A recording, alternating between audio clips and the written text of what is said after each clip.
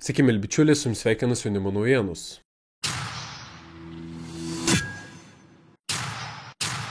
Norėčiau padėkoti visiems, kas prenumeruoja kanalą, pasidalino vaizdo įrašais, juos pakomentuoja ir paspaudžia patinka, nes tai yra didžiausias paskatinimas kurti toliau.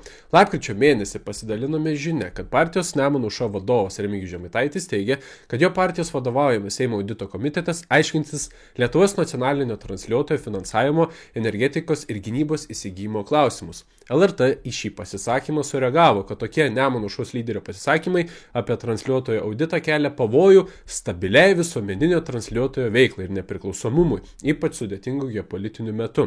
Na ir prieš kelias dienas Remigijus Žemaitaitis pasidalino informaciją Facebook'e, kad audito komitetas Seime priėmė tokį sprendimą. Atsižvelgiant į tai, kad valstybės kontrolė 2025 metais planuoja atlikti medijų ir informacinio raštingumo ugdymas Lietuvoje vertinimą, kurio metu bus analizuojama medijų ir informacinio raštingumo ugdymo Lietuvoje esama būklė, tai yra nacionalinio transliuotojo ir kitų šioje srityje veikiančių institucijų vaidmenį stiprinant Lietuvos nepriklausomybę ir demokratiją, visuomenės moralę ir pilietiškumą, veiklų finansavimo apimtis, ugdytojų kompetencijos ir ugdymo veiklų rezultatai.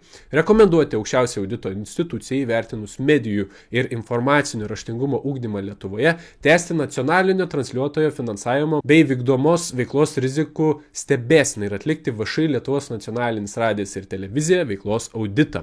Na džiugu, kad pažadų stengiamasi laikytis. Pažiūrėsime, kaip seksis juos įgyvendinti. O šiandien Nemuno aušroje įvyko svarbus pokyčiai. Agnė Širinskienė paliko Nemuno aušros frakciją ir jungėsi prie demokratų frakcijos vardan Lietuvos. Aišku, galima suprasti, kad gyvenime visko būna ir visokių aplinkybių turbūt neįmanoma sužinoti, kodėl taip įvyko. Tačiau vienas dalykas yra aiškus. Kaip turėtų reaguoti tie žmonės, kurie balsavo už Nemuno aušrą? Juk jie būtent balsavo už Nemuno aušrą ir jos idėjas bei programą, o ne už partiją vardan Lietuvos. O kaip jūs, brangūs žiūrovai, vertinate šią situaciją? Savo nuomonę galite palikti komentaruose. Iki.